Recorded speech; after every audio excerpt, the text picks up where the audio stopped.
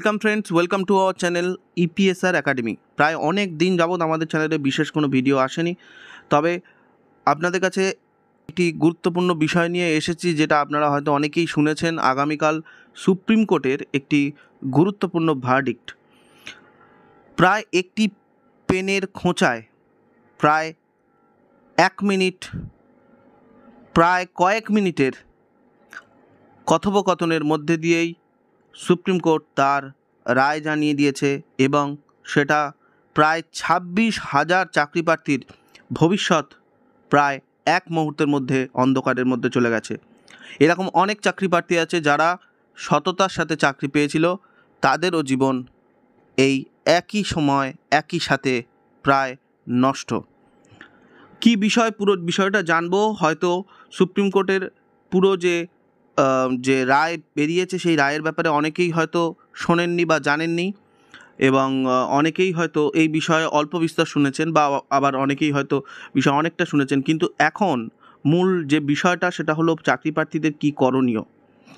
এখন যেসব চাকরি প্রার্থীদের পরীক্ষা দেওয়ার কথা বলেছে, যে পরীক্ষা হয়ে আবার নিয়োগ হবে 3 মাসের মধ্যে, যেটা সুপ্রিম কোর্টের রায় আছে, সেই রায় অনুযায়ী রাজ্য সরকার কতটা পদক্ষেপ নেবে, সেইটা এখন মূল দেখার বিষয়। তবে আমাদের মাননীয় মুখ্যমন্ত্রী জানিয়েছেন যে 7 তারিখ অর্থাৎ 7ই এপ্রিল সমস্ত চাকরি প্রার্থী মানে যারা চাকরি হারা হয়েছেন তাদের সবার সাথে আলোচনায় বসবেন এই বিষয় নিয়ে। তবে এক্ষেত্রে একটা গুরুত্বপূর্ণ প্রশ্ন উঠেই যায় যে রাজ্য সরকারের তরফ থেকে বিশেষ কোনো পদক্ষেপ নেওয়া হয়নি প্রাথমিকভাবে। প্রথম দিকে যদি এই বিষয়ে গুরুত্বপূর্ণ পদক্ষেপ নেওয়া হতো এবং অযোগ্যদের নির্বাচনে রাজ্য সরকারের সহযোগিতা পাওয়া যেত, তাহলে অবশ্যই শুধু রাজ্য সরকার নয়, তার সাথে এসএসসি উভয়ই দায়ী রয়েছে এই সমস্ত বিষয়ে। তারা যদি প্রথম থেকেই পদক্ষেপ গ্রহণ করত, তাহলে অবশ্যই এই সমস্ত বিষয় সমাধান করা যেত প্রথমেই। এখন অনেক বিশেষজ্ঞ মহলের প্রশ্ন উঠেছে যে বা বিশেষজ্ঞ মহল থেকে যে প্রসঙ্গটা উঠছে, যেটা যে 2016 সালে চাকরি পাওয়ার পরে এই প্রায় 9 বছর পরে আজকে এসে এই রায় তাদের কাছে বড় ধাক্কার বিষয়। 17 বা 18-তে এই বিষয়ে যদি কোনো সলিউশন দেওয়া যেত বা এই বিষয়ে যদি কোনো সিদ্ধান্তে আসা যেত, তাহলে অবশ্যই চাকরি প্রার্থীদের কাছে এতটা হতাশা বা ভেঙে পড়ার কারণ হতো না। তবে কলকাতা হাইকোর্টের রায় বহাল সুপ্রিম কোর্টে বাতিল প্রায় 26,000 চাকরি প্রার্থী। এই রায় দিয়েছে প্রধান বিচারপতি সঞ্জীব খান্না ও বিচারপতি সঞ্জয় কুমারের বেঞ্চ। গত বছর এপ্রিল মাসে এসএসসির দুর্নীতি মামলায় 2016 সালের নিয়োগ প্রক্রিয়া বাতিল করার নির্দেশ দিয়েছে কলকাতা হাইকোর্টের বিচারপতি দেবাংশু বসাক ও বিচারপতি মোহাম্মদ সব্বর রশিদির division bench. Group C, group D, নবম, দশম, একাদশ, দ্বাদশ সমস্ত নিয়োগ, অর্থাৎ যে পুরো প্যানেল, সেই পুরো প্যানেলটাই বাতিল হয়ে যায়। অর্থাৎ 2016 সালের পুরো প্যানেল বাতিল করে দিয়েছে হাইকোর্টের ডিভিশন বেঞ্চ। চাকরি প্রায় 25,753 জন শিক্ষাকর্মী, সমস্ত চাকরিটাই বাতিল হয়ে যায়, এবং যে সমস্ত প্যানেলটাই বাতিল হয়ে যায়, যেখানে গ্রুপ ডি, গ্রুপ সি সমস্ত কর্মীরাও ছিল, অর্থাৎ স্কুল শিক্ষাকর্মী এবং স্কুলের সহশিক্ষক সকলেই এই চাকরি থেকে বঞ্চিত। সেই রায় বহাল রইল সুপ্রিম কোর্টেও। অবশ্য এ বিষয়ে মাননীয় আমাদের সুপ্রিম কোর্টের বিচারপতিদের সিদ্ধান্ত অনেকটাই বিচলিত করেছে সাধারণ মানুষকে, এবং তার সাথে সাথে অবশ্যই যারা চাকরি হারিয়েছেন তাদেরও। কারণ একটা এত বড় সিদ্ধান্ত, যার আগে পিছে ভাবনা চিন্তা না করেই সেটাকে ইমপ্লিমেন্ট কতটা সম্ভব করা, সেই বিষয়ে ভাবনা চিন্তা না করেই এই ডিসিশন নেওয়া বা এই সিদ্ধান্ত পৌঁছানো অনেকটাই চিন্তিত করেছে, বা অনেকটাই অন্ধকারে ঠেলে দিয়েছে এই সব সাধারণ মানুষকে। বিশেষত আমাদের পশ্চিমবঙ্গে যেসব পরবর্তী প্রজন্ম যারা চাকরির জন্য মুখিয়ে আছে বা সরকারি চাকরির আশায় রয়েছে, বিশেষত স্কুল শিক্ষায়, তাদের কাছে এটি গুরুত্বপূর্ণ প্রশ্নচিহ্নের মুখে পড়েছে কিন্তু সুপ্রিম কোর্ট, এবং তার সাথে সাথে আমাদের রাজ্য সরকারের পদক্ষেপ, তার সাথে সাথে এসএসসির কর্মকাণ্ড। এদিন প্রধান বিচারপতি সঞ্জীব খান্না পর্যবেক্ষণ, নিয়োগে ব্যাপক দুর্নীতি হয়েছে, যোগ্য অযোগ্যদের বাছাই করা সম্ভব নয়, যারা দোষী নন তারা নতুন করে চাকরির জন্য আবেদন করতে পারবেন বলেও জানিয়েছেন সর্বোচ্চ আদালত, এবং তার জন্য তারা 3 মাসের একটি সময় দিয়েছে, যেখানে 3 মাসের মধ্যে রিক্রুটমেন্ট প্রসেস কমপ্লিট করতে বলেছে রাজ্য সরকারকে। অবশ্য এই 3 মাস যে গ্যাপ তৈরি হলো, সেই 3 মাস অবশ্যই আপনারা সবাই জানেন যে সরকারি কোনো কাজ 3 মাস বলা হলেও কিন্তু সেই 3 মাসের মধ্যে হয় না, যদিও এটা সুপ্রিম কোর্টের রায় 3 মাসের মধ্যে করা উচিত বা করা প্রয়োজন। তবে এখন প্রশ্ন হচ্ছে এই 3 মাস যদি হয়েও থাকে, সেই 3 মাস যে স্কুলে যে এত ভ্যাকেন্সি তৈরি হলো, এত যে ভ্যাকেট তৈরি হলো চাকরি মানে শিক্ষক শিক্ষিকাদের, এতদিন তো দীর্ঘ প্রায় বিভিন্ন স্কুলেই কোনো রকমে এতদিন প্রায় বিভিন্ন স্কুলেই গ্রামাঞ্চলে এবং জেলাভিত্তিক যে বিভিন্ন স্কুলগুলোতে প্রচুর শিক্ষকের অভাব, তার জন্য অনেক স্ট্রিমও উঠে যাচ্ছে স্কুলগুলোতে। এখন প্রশ্ন হচ্ছে এই যে 26,000 শিক্ষক যে বাতিল হলো, সেই 26,000 শিক্ষকের যে গ্যাপটা পূরণ হবে কী করে এই 3 মাসের মধ্যে? উচ্চ মাধ্যমিক মাধ্যমিকের পরীক্ষা হয়ে গেছে, তাদের রেজাল্ট বের করানোর কথা খুব শীঘ্রই এবং তাদের খাতা দেখার পর্বও চলছে। সেই মুহূর্তে এই শিক্ষকদের এই ডিসিশান বা কোর্টের তরফ থেকে এই ডিসিশান শিক্ষকদের অনেকটাই হতাশ করেছে এবং তাদের মানসিকতা অবশ্য এই মুহূর্তে খাতা দেখার পরিস্থিতিতে নেই। সুতরাং সেটাও একটা চিন্তার বিষয় যে উচ্চ মাধ্যমিক মাধ্যমিকের খাতা দেখা বা তাদের রেজাল্ট কীরকমভাবে বেরোবে বা কীরকম এই বিষয়ে সিদ্ধান্ত নিচ্ছে পর্ষদ বা রাজ্য সরকার, সেইটা একটা দেখার বিষয়। এবং আরও সামনে দেখার বিষয় যে এই সমস্ত আগের দিন আপনারা হয়তো অনেকেই দেখেছেন আমাদের মাননীয়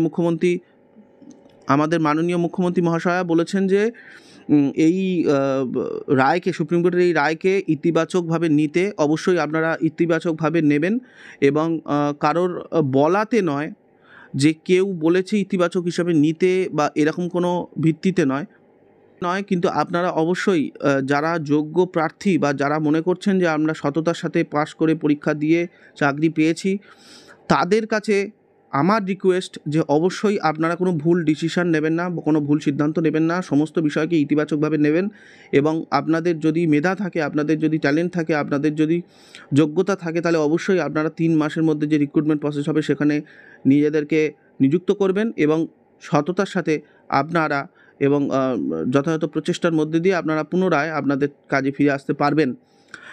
তবে এ বিষয়ে আরেকটা সিদ্ধান্ত যেটা সুপ্রিম কোর্টের সেটাও খুব মানে ভাবনা চিন্তার মধ্যে ফেলেছে যে যারা বলেছিলেন যে সুপ্রিম কোর্টের মানে যে রায়ে বলা হয়েছিল যে যেসব চাকরি প্রার্থীরা অন্য দপ্তর থেকে এখানে এসেছেন, অর্থাৎ স্কুল শিক্ষা বা ডিআই ইয়েতে এসেছেন, তাদের পুনরায় আগের যে দপ্তরে যারা যে পোস্টেই ছিলেন সেই পোস্টে উইথ প্রমোশন, তারা মানে এই কাজেতে যে প্রমোশন আছে তাদের যেন সেই গ্যাপটা যাতে না হয়, সেই অনুযায়ী তাদের সেই এতে 3 মাসের মধ্যে নিয়োগের ব্যাপারটা বলেছেন বা 3 মাসের মধ্যে সেখানে জয়েনিংয়ের ব্যাপারটা বলেছেন। কিন্তু এই বিষয়টা একটু খুবই একটি জটিল বিষয় বাস্তবের ভিত্তিতে, কারণ ডিসিশান দেওয়া এবং বাস্তবে সেটা ইমপ্লিমেন্ট করা, তার মধ্যে একটা আকাশ পাতাল পার্থক্য আছে, আকাশ পাতাল তফাৎ রয়ে যায়। সেইটা কতটা বিচার করে এই বিষয়গুলো উঠে এসেছে সেটা চিন্তার বিষয়। তো 3 মাসের মধ্যে পুরো নিয়োগ প্রক্রিয়া শেষ করতে বলেছেন এবং সুপ্রিম কোর্ট নির্দেশ দিয়েছে এমনটাই। এছাড়া ক্যাবিনেটের বিরুদ্ধে তদন্ত সংক্রান্ত হাইকোর্টের দেওয়া নির্দেশও বহাল রাখলো সর্বোচ্চ আদালত। মানে যে পর্ষদ যে ভুল সিদ্ধান্তগুলো নিয়েছে বা তাদের যে জটিলতা, যেগুলো নিয়ে এতদিন কেস চলছিল বা এতদিন যে তদন্ত হচ্ছিল, সেই তদন্তটা কিন্তু বহাল থাকবে, সেটা বন্ধ হয়ে যাবে তা নয়, সেটা চলবে। কিন্তু এখন প্রশ্ন হচ্ছে এই এতজন 26,000 প্রায় 26,000 চাকরি প্রার্থীর যে জীবনে যে হঠাৎ করে একটা বেলার মধ্যে যে এই অন্ধকার নেমে এলো, এর কি সমাধান আমাদের মাননীয় মুখ্যমন্ত্রী রাজ্য সরকারের তরফ থেকে কতটা কি আসছে বা কতটা কি তাদের আস্থা দিতে পারছেন সেটা দেখার বিষয়। এবং তার সাথে সাথে আরেকটা জিনিস যেটা, এটা কিন্তু শুধুমাত্র প্রায় 26,000 বা 25,753 জন শিক্ষকের বা শিক্ষক শিক্ষিকার একটা অন্ধকার নেমে এলো। এই 3 মাস তাদের জীবনে একটি চরম দুর্যোগের দিন চলবে, এটা কিন্তু সহজেই বলা যায়।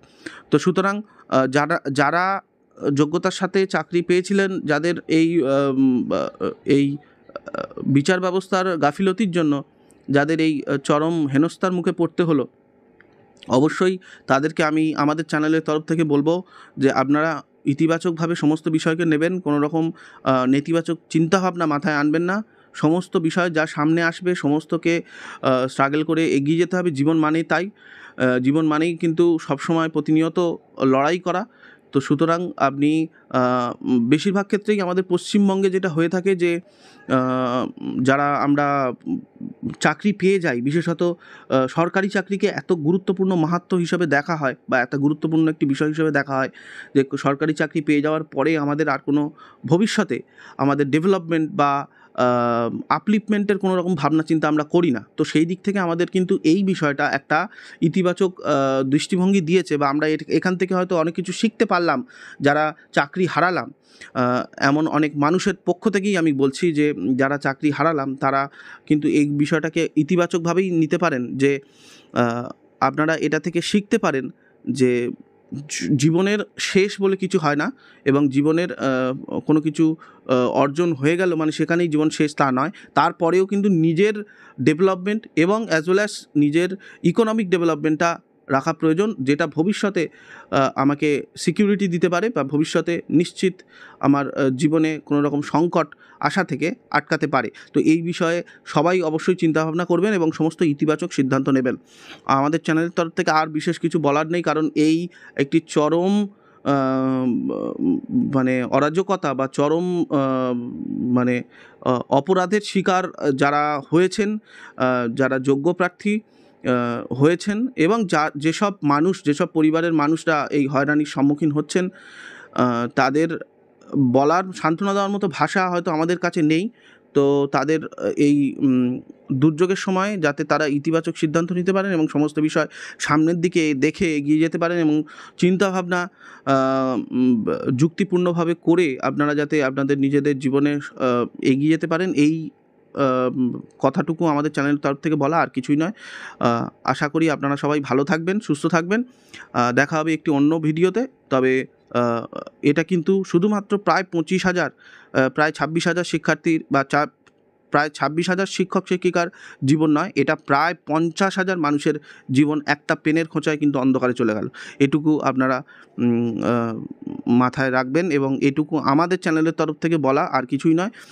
আপনারা সমস্ত সিদ্ধান্ত নেবেন ইতিবাচক ভঙ্গিতে, এবং সমস্ত বিষয়গুলোকে সামনে দেখবেন ইতিবাচক দৃষ্টিভঙ্গিতে। এটুকুই বলার। দেখা হচ্ছে আরেকটা ভিডিওতে, অপর একটি ভিডিওতে। ততক্ষণ পর্যন্ত সবাই সুস্থ থাকবেন, ভালো থাকবেন। Thank you, thanks for watching.